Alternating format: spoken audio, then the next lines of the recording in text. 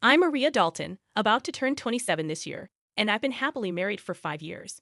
My son, Martin, just celebrated his fourth birthday. Initially, I worked full-time after tying the knot, but now I balance part-time work at the same company.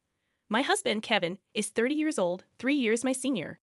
Our journey from dating to marriage was initiated by Kevin's passionate advances, but post-marriage, I observed a shift in his demeanor towards a more domineering side.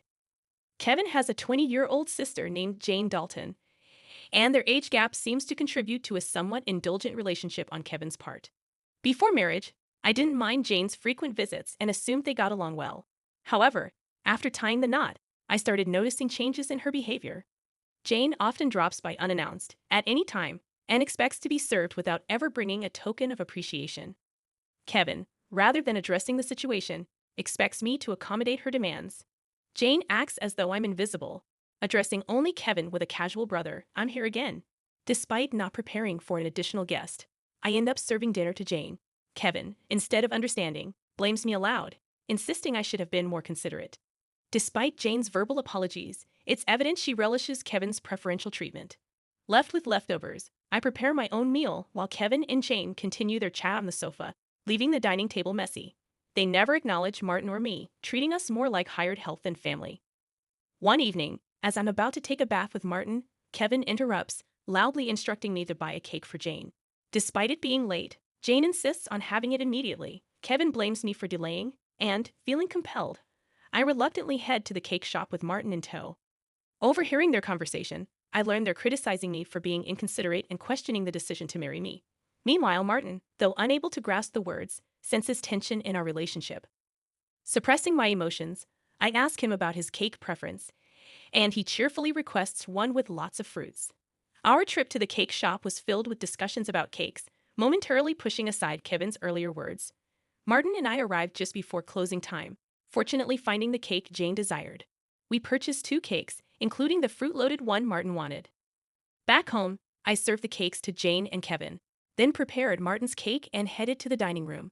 The moment I placed it in front of Martin, Jane pointed and expressed her desire for that cake. Before I could react, Kevin moved Martin's chosen cake in front of Jane, disregarding Martin's protests. Kevin justified his action, claiming he bought the cake with his earnings and had the right to choose for Martin. Unable to contain my emotions any longer, I voiced my dissatisfaction.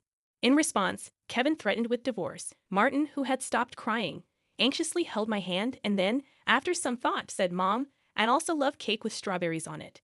Yes, it's really delicious." He mentioned this while eating a cake initially wanted by Jane. Feeling that Martin was enduring too much, I lifted his cake plate when I saw Jane reaching for it.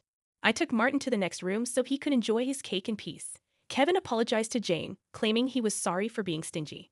Despite wanting to retort, I held back for Martin's sake. Watching Martin innocently enjoy his cake was a heartwarming sight. After finishing the cake, we decided to have a late bath and sleep in Martin's bed. The next morning, I discovered Jane had already left. As I prepared breakfast, I heard Martin crying. Shockingly, his piggy bank, a gift from my father, was broken, and the saved money was gone. Martin, who always said goodnight to the piggy bank, was left heartbroken.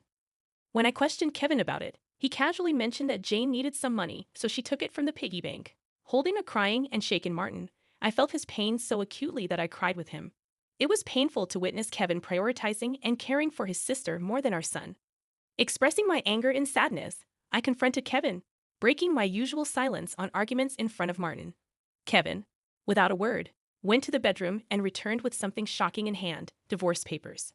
I discovered the hidden divorce papers that Kevin had tucked away somewhere I didn't know. In a sudden burst, he confronted me, shoving the papers at me before storming out of the house with a loud bang. Martin, who had never cried over the issues with Kevin and Jane, seemed to have reached his limit, crying since last night. Unable to bear seeing Martin so hurt, I suggested skipping daycare for the day, and he happily agreed with a loud yes, showing a faint smile. We spent the day playing and bonding, with Martin bringing a picture book from the shelf, sitting on my lap, and happily remarking, "The teacher at the nursery today was Mama, right? He looks like an angel." His little heart seemed filled with patience, and I decided to make the day special by taking a day off from work. Despite causing potential trouble at my workplace, they kindly understood the situation and granted me a day off. In the morning, we visited the park, played hide and seek, and had fun in the sandbox and on the slide. When we returned home for lunch, Martin appeared sleepy, usually napping by himself. But today he fell asleep on my lap like when he was a baby. Though I initially thought of doing household chores during his nap, I decided that today was special. Instead, I allowed myself to be healed by his peaceful sleeping face and gentle breathing. However, my serene moment was abruptly interrupted by a noise from the entrance, indicating the front door had opened. As it wasn't Kevin's usual time to come home, I became suspicious and quickly hid in the bedroom closet, clutching Martin. A voice echoed through the house, and to my surprise, it was Jane. Trembling with fear, I listened as she searched for something, expressing frustration over not finding it. Jane then made a phone call, mentioning Kevin and discussing their unsuccessful search. After hearing her lock the front door and leave, I put Martin to bed and contemplated the strange events. I couldn't comprehend why Jane had entered the house and what they were looking for. Suddenly, Kevin seemed like a stranger, and I felt a mix of disgust and fear towards him. Swiftly packing essentials for Martin and myself, we headed to the station and took a train to my parents' house. Fortunately, their home was nearby, just 2 stations away. Although I hadn't contacted them beforehand, my parents sensed something from my expression and welcomed us without asking questions. I shared the entire ordeal with them, including my fear of staying at our house due to Kevin and Jane's actions.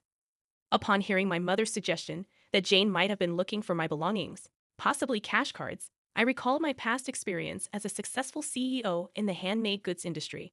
I had entrusted the company to friends when I decided to prioritize raising my child after getting married. Although I still worked part-time and communicated with the company from home, Kevin was unaware that I was still the CEO. I discovered the hidden divorce papers that Kevin had tucked away, suspecting that he thought I had a decent amount of savings. While I've mentioned to him that I still received some assistance from the company, I've deliberately kept the details about being the CEO and my savings private.